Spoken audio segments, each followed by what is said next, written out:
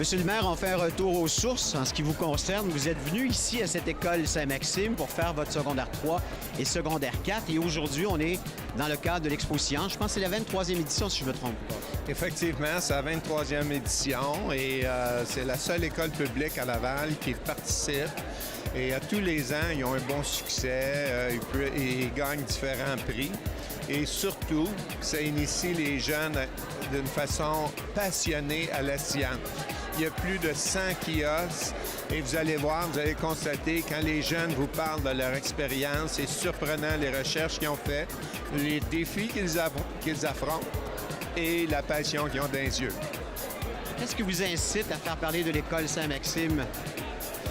Écoutez, premièrement, tout ce qui peut mettre en évidence le talent, la passion de nos jeunes. Et l'école Saint-Maxime est quand même une institution. Et je suis fier de dire que j'ai étudié ici. Justement, les villes, bon, bien sûr, ce sont plus les commissions scolaires qui chapeautent les écoles, mais en même temps, c'est un milieu de vie, une école. Et on voit ici tous les jeunes qui seront éventuellement des citoyens participatifs de la vie de Laval. Qu'est-ce qui vous a intéressé ou qu'est-ce qui vous a interpellé dans le discours et dans les différentes expositions qu'on a ici autour de nous? Écoutez, j'ai pris le temps de faire le tour de certains kiosques et chaque jeune choisit son défi, décide de monter son kiosque, effectue la recherche et ils ont fait ce travail-là sur leur temps, bénévolement. Certains jusqu'à 2 jours, jusqu'à 22h, 23h ici. Et le contenu des recherches est surprenant et les défis, vous allez voir, autant sur le plan médical, sur le plan de la robotique, sur le plan de l'environnement, ils ont accepté toutes sortes de défis et c'est tout en leur honneur. Et de voir des jeunes de 15, 16 et 17 ans être aussi passionnés pour la science, écoutez, c'est une richesse n'importe quelle communauté. Il y a une mixité de culture ici aussi. Et ça, c'est l'image de Laval aussi. Effectivement. Et ça démontre encore une fois qu'on peut vivre en harmonie et sortir plus riche des connaissances et de la culture les uns des autres. Laval est un territoire où, justement, le domaine scientifique est très présent. Il y a plein d'industries aussi. Donc, ces gens-là, en général, s'ils vont faire carrière dans ce domaine-là, ils vont trouver de l'emploi sur le territoire. Effectivement, on a juste dans le pharmaceutique, des grosses compagnies, on en a plus de 90 sur notre territoire. Alors évidemment, c'est le domaine de la recherche, c'est le domaine de la santé, c'est le domaine scientifique, c'est le domaine d'avenir et si on peut intéresser nos jeunes dans cette direction-là, nous en sortirons tous gagnants. Moi, ce qui m'a beaucoup étonné, c'est de voir, à une certaine époque, dans mon époque à moi, c'était surtout des gars qui s'intéressaient à la science, alors qu'ici, puis promenez-vous, c'est presque 50-50, si c'est pas plus de filles que de gars, d'ailleurs. J'avais l'impression que les filles étaient majoritaires et je l'ai mentionné hier. Alors, c'est impressionnant, ça. Oui, effectivement, et chacun a sa place.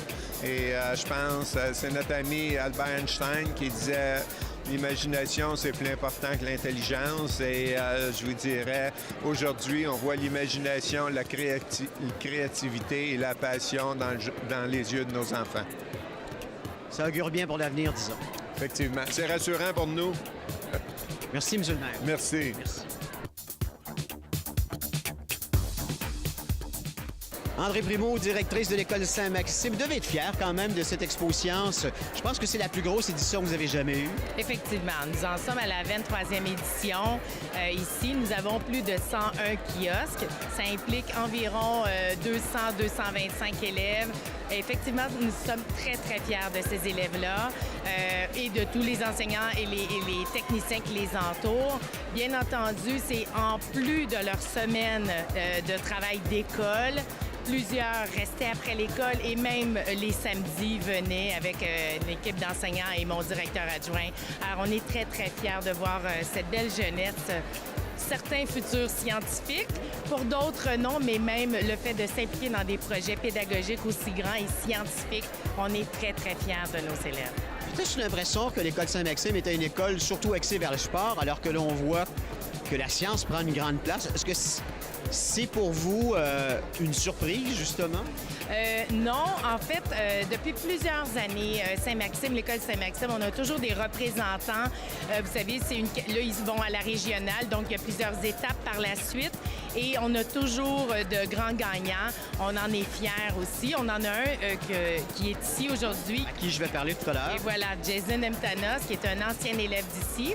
Et donc, voilà. Mais ici, les forces de Saint-Maxime, oui, il y a les sciences, oui, il y a les sports, mais c'est le fait où chaque élève peut trouver aussi ses intérêts. Et les sciences prennent beaucoup de place, effectivement. On parle de 101 kiosques. Ça touche combien d'élèves dans l'école? Environ 225. Ça a quoi comme effet dans votre école, cette expo-là? En fait, l'effet le plus important, c'est de la persévérance scolaire, parce que les jeunes qui s'impliquent dans un projet, alors ça a un impact direct sur la persévérance scolaire, et aussi de démontrer que les jeunes, nos jeunes d'aujourd'hui, oui, ils s'impliquent quand on leur donne des projets fort intéressants dans lesquels on leur laisse pleine initiative et pleine imagination aussi là-dedans. Ils peuvent créer parce qu'il y en a que c'est davantage exploratoire comme projet et il y en a d'autres qui vont plus loin parce qu'ils ont des intérêts et des capacités pour aller un petit peu plus loin sur le plan scientifique. Merci beaucoup. Merci. Jason Matos, tes origines, c'est quoi, Jason? Libanais. Libanais. Et toi, tu es un ancien et en ce moment, c'est toi qui coordonne tout ça? Effectivement. Depuis l'année dernière, je travaille avec la direction pour coordonner les expos sciences en quelque sorte. Il n'y a pas si longtemps encore, quelqu'un qui aurait fait ça, on l'aurait appelé un nerd. Mais là, ils ont l'air d'être fiers, les jeunes qui sont ici, d'être nerds. On n'appelle plus ça un nerd, c'est quelqu'un qui est intéressé par les sciences, la technologie. Effectivement, non. En tant que fondateur du Boom Scientifique, un organisme, je pense très fortement, puis ainsi que tous les jeunes ici, que la science fait partie de tout ce qu'il y a dans nos vies. La science se retrouve au cours de nos vies. Donc, c'est une expertise d'être en mesure d'expliquer ces phénomènes qui sont en train d'étudier. C'est quelque chose de très spécial, mais le fait de présenter son projet, c'est pas uniquement de prendre une recherche et de l'écrire et de rédiger un texte scientifique. C'est plutôt des mois et des mois de travail. L'apprentissage à vendre un projet, vendre sa personnalité. C'est toutes les techniques de communication qui sont utilisées dans ce projet-là. Donc, c'est pas simplement de la science qu'ils viennent rechercher, c'est plutôt comment venir rejoindre l'auditoire, comment communiquer avec eux et comment être en mesure de simplifier leur recherche de mois de travail afin de les rendre accessibles autant aux jeunes qu'aux adultes en même temps. Donc, c'est pas uniquement, on dirait, un aspect de nerd où est-ce qu'ils travaillent seulement sur la recherche quantique, mais c'est plus vers l'aspect, comment on peut dire, familial et éducatif et communicatif. Tu veux faire quoi dans la vie? Est-ce que tu le sais déjà en ce moment? J'ai fait beaucoup de changements aux derniers mois. C'était vraiment entre médecine. Là, je m'intéresse plus à la biologie, donc probablement biomédicale. Et à cause de mon dernier voyage, c'est probablement le commerce international qui m'inquiète beaucoup. Donc, il y a beaucoup de champs ouverts. Je pourrais pas vous dire en tant que tel ce serait quoi l'opportunité, mais je peux vous garantir que ce serait une surprise pour moi aussi au cours des prochaines années. Bravo de soutenir cette expo science-là, mais surtout de transférer cette étincelle qui t'a été donnée. C'est le moins qu'on peut faire. Je vous remercie beaucoup et j'espère que ces élèves auraient apprécié cette expérience le plus qu'on peut. Merci pour votre temps. Bonne journée.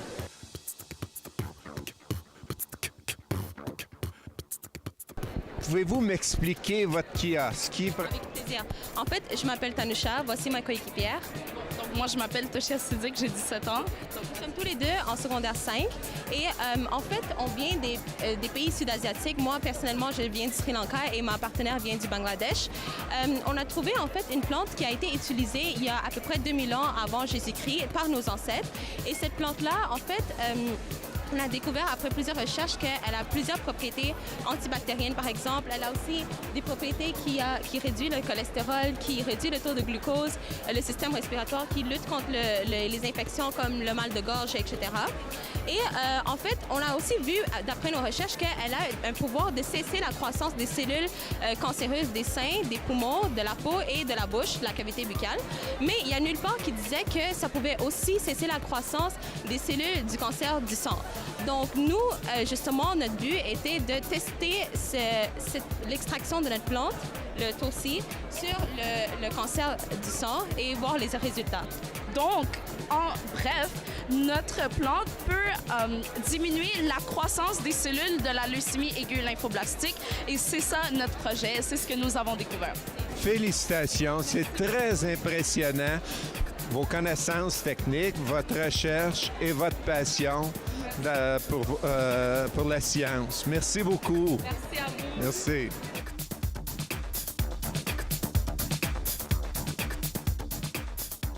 Puis-je savoir votre nom? Asna. Et vous, mademoiselle? Je m'appelle Rania.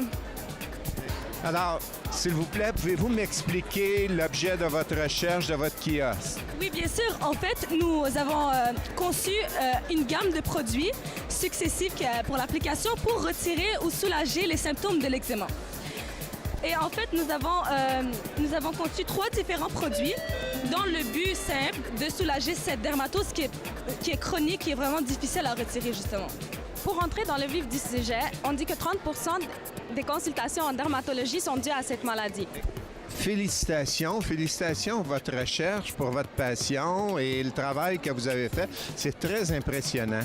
Merci beaucoup. Justement, ce projet, il m'a permis, personnellement, chez moi, je suis rendue à faire mes baumes à lèvres, mes shampoings, parce que à base biologique, bien sûr, puisque tout notre projet, il a été conçu avec des ingrédients biologiques. Et honnêtement, comme ça m'a vraiment ouvert les portes sur tout ce qui est biologique et tout. Je consomme moins de ce qui est pharmaceutique, puisque je vois vraiment que comme les produits de Dame Nature, c'est vraiment un miracle. Merci beaucoup. Félicitations. Merci.